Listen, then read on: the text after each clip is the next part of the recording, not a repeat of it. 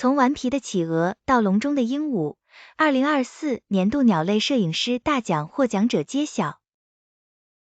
加拿大摄影师 Patricia Homonolo 凭借其震撼的作品《当世界碰撞》赢得了2024年度鸟类摄影师大奖。该作品展示了多伦多因撞击窗户而死亡的4000多只鸟，凸显了城市环境对鸟类的巨大影响。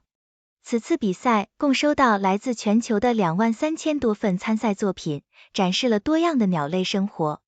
其他值得注意的获奖者包括14岁的 Andres Luis Dominguez Blanco， 他被评为年度青年鸟类摄影师。比赛还在肖像、环境中的鸟类、鸟类行为、飞行中的鸟类、黑白摄影、城市鸟类和搞笑鸟类照片等类别中评选出优秀摄影师。